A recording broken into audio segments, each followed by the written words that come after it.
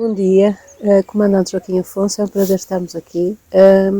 Esta é uma entrevista para a revista Espaço Aberto. Se nos pudesse falar um bocadinho do seu percurso de vida, e como é que entra a ser candidato da Nós Cidadãos. Olá, bom dia, obrigado por esta oportunidade.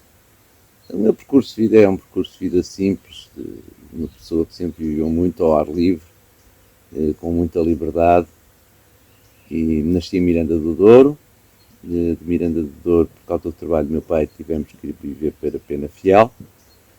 Depois de Penafiel estivemos 5 anos em Lisboa, depois voltámos para o norte, para a Maia, estudei na Maia, no Porto, na Póvoa de Varzim, e em 1980 concorri à Escola Naval e fiz lá a minha formação superior e a minha carreira como oficial da Armada.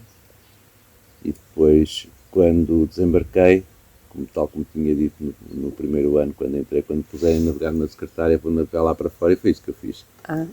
Entretanto, fiz um mestrado na Universidade Nova de Lisboa, no Departamento de Engenharia do Ambiente, e misto com o Instituto Superior Técnico. Também trabalhei ainda como gestor de empresas da família, e sempre tive uma ligação muito forte, tanto à terra como ao mar. À terra, porque o local onde eu nasci é o ponto de Portugal mais longe do mar, e os meus avós dos dois lados eram lavradores, e eu sempre gostei muito da pecuária, da agricultura, ainda hoje gosto. E o mar porque me fascina. A minha área de formação específica na Escola Naval é a oceanografia. Aliás, nós chamamos-lhe oceanologia, que é um bocadinho mais do que a oceanografia. E depois, na faculdade, a minha área específica é a vigilância ambiental marítima com auxílio de satélites. Entretanto, comecei a me envolver muito nas associações de defesa do ambiente, como ativista e como dirigente também. Ajudei a fundar uma Federação Europeia de Associações de Defesa do Ambiente Marinho em Bruxelas, que se chama o Seas at Risk. Fui durante 12 anos de tesoureiro e membro da Comissão Executiva. E começámos num vão de escada do EEB, que é o European Environmental Bureau, e neste momento já temos perto de 12 funcionários com escritórios próprios, e somos o principal órgão de consulta, quer do Parlamento Europeu, quer da Comissão, em termos técnicos. Há várias coisas que nos preocupam a nível do ambiente marítimo, nomeadamente a questão dos plásticos. Sim. A questão da mineração em águas profundas, não sabe quais são os impactos que irão ter, e obviamente a gestão sustentável das pescas em todo o espaço comunitário. O maior empreendimento que tive dos meus projetos foi uma coisa que praticamente ninguém soube aqui em Portugal, que nós desenvolvemos. Eu cheguei a ir para os Estados Unidos com uma bolsa da Fundação Luso-Americana para desenvolver esse projeto. Na altura nós cá estávamos mais avançados que eles, que é um sistema automático de detecção de derrames de hidrocarbonetos, nomeadamente o que se chama lavagem de tanques, através dos satélites, e que depois, felizmente, não foi para a prateleira, foi transformado num produto comercial por uma empresa do grupo Impordef, que era a Edisoft, e que deu origem a uma estação de rastreio de satélites na Ilha de Santa Maria e a um centro operacional na Agência Europeia de Segurança Marítima, que funciona no Cais de Sodré, onde estão em permanência 24 horas a monitorizar todas as águas da União Europeia, e assim que for detectado um derrame desses, automaticamente é reportado para as entidades fiscalizadoras e o navio é punido e, portanto, é multado. E se for um derrame maior, portanto, temos aqui uma antecedência de reação para o combate à poluição no mar. Sim, sim. Depois, a parte mais da cidadania. Ajudei a fundar, desde há 12 anos, mais ou menos, a plataforma das associações da sociedade civil, PASC Casa da Cidadania, que é uma marca registada. Fui sempre dirigente até assumir a presidência do Nós Cidadãos, porque os estatutos da PASC não permitem que alguém da direção tenha funções políticas. Mas, de qualquer forma, sempre no objetivo de fortalecer a sociedade civil, os movimentos de cidadãos, e também essa foi a razão porque eu e a Isaura ajudámos a fundar o Nós Cidadãos em 2015, mas há uma corrente muito forte dos partidos instalados no poder e os outros vão atrás porque querem a mesma coisa, todos querem poder, contra a cidadania, contra a liberdade, contra a democracia participativa e depois ainda por cima, como tenho 4 filhos, senti este impulso de fazer a minha parte. Fazer a sua parte, exatamente. Por aí. Já percebi que tenho uma paixão muito grande por Portugal. Sem dúvida. Nasci cá e como conheci muito mundo, eu até costumo dizer uma coisa que é um bocadinho mazinha, que é, só não dá valor a Portugal quem nunca de cá saiu. É verdade. Eu cada vez que ia para fora, fosse por mar, fosse por aeronave, assim que se chegava à Portela ou a um porto aqui da nossa costa, é o clima, são as pessoas, é a comida, é o ambiente ainda praticamente todo bem preservado. Nós vemos tudo e mais alguma coisa lá fora, as pessoas têm um bocado a mania que lá fora é que é bom, esqueçam lá isso. Nós temos tudo melhor, tudo. Eu costumo dizer, os únicos 2 defeitos da nossa gente é a preguiça e a inveja. A preguiça deve ser uma questão relacionada com o bom tempo. Porque, de facto, no verão ninguém tem vontade de trabalhar à meia da tarde. É verdade.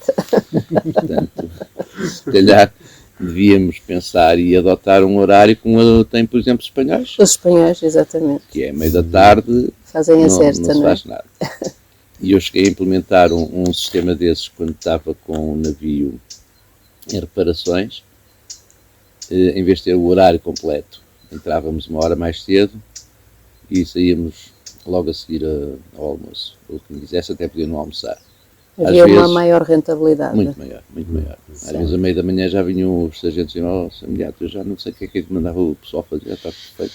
Pois, exato. É outra atitude. É. E, Sr. Comandante, a nível de nós cidadãos, o que é que acha que pode, o que é importante para Portugal, ou mexer em Portugal? Olha, para estas campanhas legislativas nós, para não estarmos a falar das medidas todas que estão previstas no programa político, vai sempre sendo ajustado, mas basicamente mantém-se, nós focámos-nos em 4 pontos cardeais, fazendo uma analogia com uma rosa dos ventos, e para nós são os principais, depois claro que se desenvolvem em sublinhas, mas o principal de todos para mim é a reforma política e eleitoral. Nós temos previstos na Constituição círculos uninominais, nunca foram implementados. Começaram a ser discutidos no tempo do governo do engenheiro António Guterres. Eu recordo-me que eu na altura era capitão de Porto em Caminha e o António Costa era o ministro dos Assuntos Parlamentares e andava a fazer sessões de esclarecimento sobre círculos uninominais. E eu fui convidado, por ser uma entidade, não sei o quê. E deixei toda a gente falar, no fim perguntei-lhe porque é que nós não fazíamos uma experiência piloto, por exemplo, com uma aldeia e com uma universidade para a democracia direta. Ou seja, em vez de as coisas terem que ser aprovadas no Parlamento, cada cidadão ia aos CTTs, ainda não havia estes telemóveis, nem nada disso, nem chips, ia aos CTTs ou ia ao multibanco e passava o cartão, aprova ou não aprova. E o senhor ficou vermelho de raiva, desatou aos gritos comigo e foi a última sessão dos círculos uninominais até hoje. Nunca mais se falou em círculos uninominais.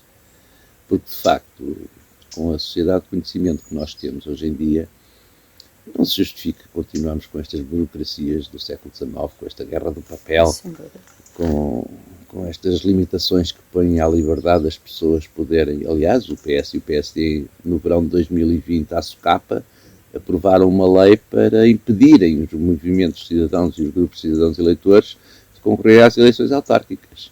O nosso objetivo é exatamente o contrário, é abrir o Parlamento à cidadania, para isso é preciso mudar a lei eleitoral e a Constituição, e fazer um sistema misto que eu lancei quando fui dirigente das sedes e que, entretanto, foi encabeçado porque era a pessoa mais mediática de nós todos, pelo Dr. José Ribeiro Castro, que é a reforma política da SEDES, portanto foi uma das coisas que eu lancei quando era vice-coordenador da SEDES, e que propõe um sistema misto com ciclos uninominais e com ciclos nacionais. Para cada português saber quem é o seu deputado e, se ele não estiver a fazer bem o papel, chamá-lo à pedra. Chamá-lo à pedra, exatamente.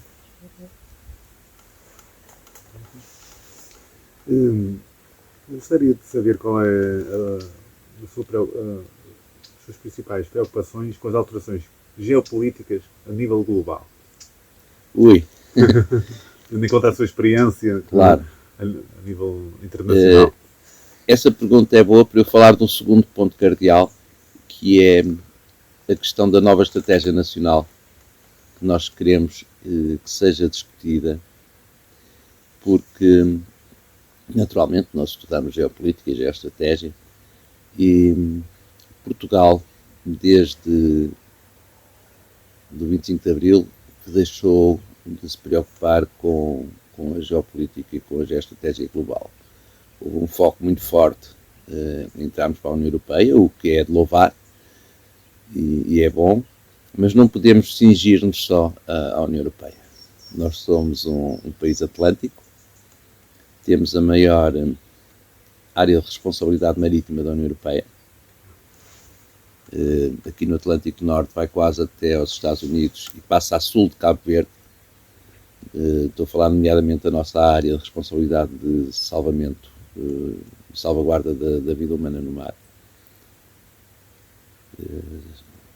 E, entretanto, nunca mais nos preocupamos com isso. Os países de língua oficial portuguesa não são tratados, nem são alvo de investimento a nível da cultura, da língua. Nós vemos uma Alliance Française, um British Council, um Instituto Dom Quixote a expandirem a sua cultura e a sua área de influência da língua, e o português, que é a quinta língua a nível mundial, não é acarinhado. O nosso Instituto de Camões está descapitalizado e completamente politizado. Não fazem nada. Ainda se tentou fazer alguma coisa em Timor, que está neste momento já um trabalho residual. Timor, como sabem, é do extremo oposto, e na altura em que nós fizemos os descobrimentos, nós é que inventámos a aldeia global. Atualmente o dólar circula por quase todo o mundo, o euro circula muito por grande parte do mundo. Nós cunhávamos moeda que era verdadeiramente a moeda mundial. Isto há 400 anos atrás. E como diziam os japoneses, o Império Português é um império em que o sol nunca se punha, dá a volta ao mundo. Portanto, nós não somos imperialistas, nem queremos voltar a ser.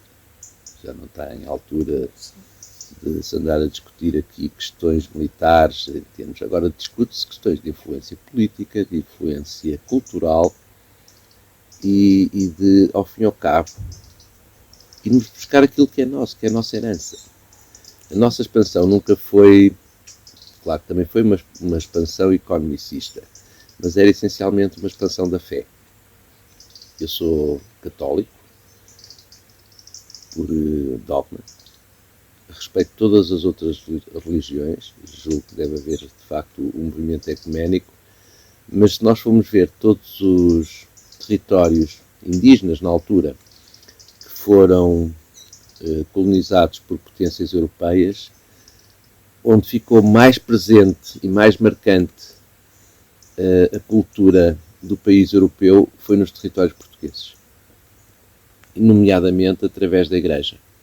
Aliás, ainda ontem falava disso em Viseu, quando foi a descolonização, os industriais, os armadores, os trabalhadores, todos os portugueses que estavam em África, e atenção, eu tenho, por exemplo, 2 camaradas do meu curso, que as famílias deles já estavam em Moçambique há 300 anos, porque eles consideravam-se mais moçambicanos do que europeus. Vieram-se todos embora, mas a Igreja ficou. E se não tivesse ficado a Igreja Católica, muita mais gente tinha morrido, principalmente de fome. Porque ainda hoje, eu costumo dizer, a Igreja Católica é a maior ONG do mundo. Sim. Tiveram 2 anos, também tiveram muito poder e que fizeram coisas muito más, não é? Todos sabemos. Mas os muçulmanos também fizeram, os hindus também, portanto, isso faz parte da história. Agora nós não podemos querer mascarar aquilo que fizemos, nem branquear. Fizemos o que fizemos, são factos históricos, mas também fizemos muitas coisas boas. Sim. E atualmente não há qualquer sentido estratégico a nível nacional. Outra coisa mais grave ainda é que, com o desmantelamento da nossa polícia secreta no 25 de Abril, nunca mais tivemos serviços de informações credíveis. E quem não tem serviços de informações credíveis é alvo da ação dos serviços de informações de outros países. Certo. Nós tivemos uma situação clara, toda a gente percebeu o que é que tinha passado, que foi quando o Paris-Dakar passou para ser Lisboa-Dakar, os serviços de informações franceses fizeram com que o João Lagos fosse à falência, que era o organizador da prova. 2 dias antes disseram que tinham detectado uma ameaça terrorista lá numas cidades não sei quê, e como a propriedade da empresa ainda era francesa, embora fosse organizada aqui pela Lagos Sport, a prova foi cancelada e nenhum seguro cobriu e o Lagos faliu. Portanto, isto é ação política geoestratégica.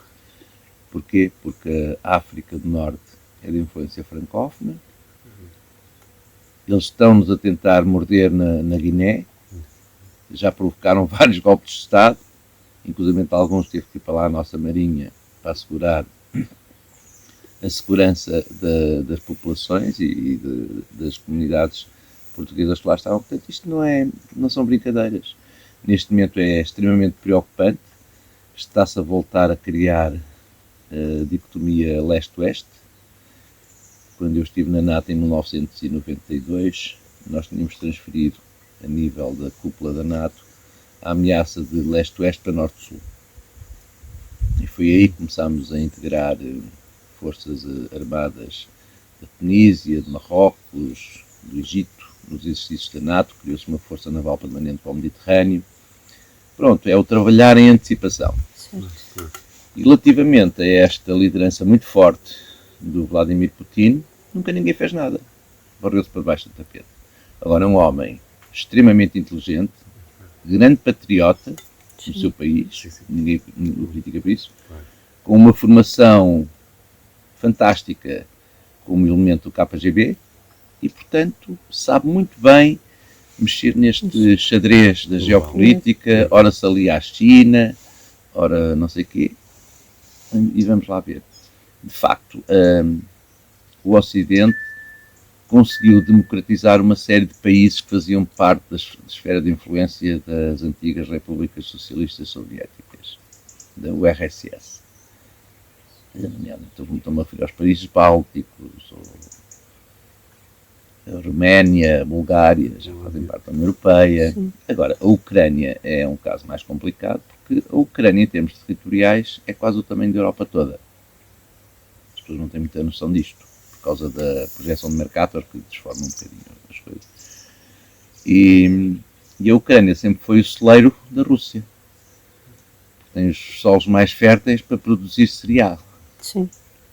Assim como do outro lado do Atlântico são o Canadá e os Estados Unidos, aqui é a Ucrânia. E, portanto, há aqui interesses económicos fortíssimos.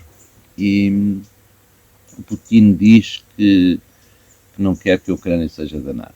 E se calhar vamos ter que protelar esta decisão da Ucrânia integrar a NATO. Se calhar só depois da Rússia entrar para a NATO, quando o Putin morrer, é que a Ucrânia pode entrar. Mas isso aí são os líderes europeus e americanos que têm que se consertar.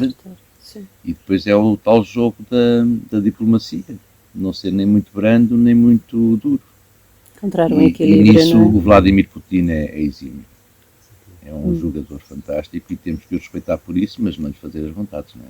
Claro, sem dúvida. Depois a outra ameaça, ainda maior, é da maior ditadura do mundo, que é a China, que toda a gente, lá está, varre para debaixo do tapete, e andámos aqui a desinvestir e a desmantelar as indústrias produtivas em toda a Europa, quando eles agora, com esta história da pandemia, Eu considero que isto foi uma arma biológica lançada criteriosamente depois de 5 experiências para testar o que é que poderia acontecer. Houve 5 ameaças de pandemia nos últimos 20 anos, todas com origem da China. E esta foi a sério. Portanto, isto é guerra. Quer se queira, quer não, é guerra. Agora, tem que haver gente preparada para travar as batalhas e que saiba pensar, de facto, no interesse nacional, numa perspectiva geopolítica, geoestratégica, e por isso nós defendemos esta nova estratégia nacional com ligação aos países da CPLP. Por exemplo, o nosso Presidente da Mesa do Congresso, que é o professor Renato Epifânio, ele e eu fundámos uma associação que é o Movimento Internacional Lusófono, eu sou o vice-presidente, e já há mais de 10 anos que defendemos uma força naval permanente lusófona para o Atlântico Sul. Nunca se fez nada. Contudo, os Estados Unidos já têm uma força naval no Atlântico Sul. Para quê? Deixo esta pergunta no ar. Muito. Então, para além da constituição dessa força naval e da aposta da CPLP na área da defesa, quais os eixos estratégicos da atuação da CPLP? Ora bom, nós temos que ir sempre pela via cultural. E através da cultura e da educação, os povos começam a deixar de estar tão embrutecidos. As pessoas começam a ter ambições para além da hierarquia das necessidades básicas, não é? E isto é que, se calhar, muitos países da CPLP ainda não estão preparados para uma verdadeira democracia. E nós não temos que ser impositores. Chegará um tempo em que as populações, depois de algum tempo de paz e de estabilidade, estarão preparadas para regimes democráticos, mas neste momento ainda não estão. E, portanto, continuam as autocracias africanas, mascaradas de democracia, mas a gente sabe que não são. Certo. Com focos de instabilidade e de guerra civil. E nós temos sempre que apoiar, como se fôssemos, digamos, o Espírito Santo lá do sítio. Eu tenho muita fé no Espírito Santo e acho que se erradicou e mal o culto do Espírito Santo aqui no território continental. Continua nos Açores. É uma das coisas que nós temos também apostado no MIL, no culto do Espírito Santo, porque é realmente uma entidade, não é personalizada, mas traduz tudo aquilo que nós devemos adotar como bom exemplo na tal dicotomia do yin e do yang, do bem e do mal. Certo. Continua a existir. Portanto, o Espírito Santo é a apologia do bem. É o equilíbrio. Na sua perspectiva, então, qual seria a missão espiritual de Portugal nesse contexto global? Isso, já muita gente escreveu sobre o assunto. O principal foi Fernando Pessoa, a história do Quinto Império. Não se fala muito disso, mas há muita literatura escrita. A minha opinião vai muito ao encontro do professor Diano Moreira, que faz o favor de ser meu amigo e foi meu professor no Instituto Naval de Guerra, que é o Quinto Império vai ser o Império das Mulheres. E estamos quase lá. Isso faz sentido, estamos quase lá. E como diz o Fernando Pessoa, falta cumprir-se Portugal, que é de facto esta questão da cultura global, da capacidade que nós temos para tolerar quem é diferente e completamente oposta à cultura francófona, à cultura germanófila ou anglófona. E nós sempre, até por uma questão operacional, nós quando foram os descobrimentos tínhamos 1.100.000 habitantes. Portanto, o que normalmente se diz era verdade, os nossos marinheiros recebiam instruções da corte para fazer filhos e arranjar gente, porque nós não tínhamos gente para tanto território, ainda por cima tão vasto. E de facto, depois temos uma questão mais abrangente, que é a questão das tecnologias, que vem a seguir à cultura. Portanto, tem que haver o reativar-se uma indústria tecnológica de topo que nós tivemos durante 4 séculos. Durante 4 séculos, Portugal foi líder a nível mundial em construção naval. Em 40 anos conseguimos desmantelar tudo. 2 anos ou 1 ano e meio antes do 25 de Abril foi inaugurada a maior doca seca do mundo, na Lisnave. Sim, sim. Neste momento só temos um único estaleiro a funcionar, que são os estaleiros navais de Viana do Castelo. Todos os outros fecharam. Mondego, Lisboa, Setúbal, tudo. E lá está. Quando não temos serviços de informações, somos alvo da influência de outros. Eu posso dizer que nos estaleiros de Viana do Castelo estavam a ser feitos uns patrulhões para a Marinha de Guerra Portuguesa, tanto com mão de obra nacional, com material nacional, com um projeto, inclusive, de um arquiteto que foi naval português. E quando o navio estava para sair para provas de mar, foi sabotado, arrebentaram-lhe com os motores e atrasou o projeto por 2 anos. Isto não é inocente. Isto não é inocente. Portanto, temos que pensar, não digo na completa autossuficiência, mas, acima de tudo, que não podemos ser um país só de turismo. Sim, sem dúvida. Temos grandes capacidades para o turismo, mas eu não quero que os meus netos e os meus bisnetos, a maior ambição que possam ter é serem criados dos estrangeiros. E, portanto, temos que ter o nosso orgulho nacional. Temos gente muito capaz, fantástica, e temos que os valorizar.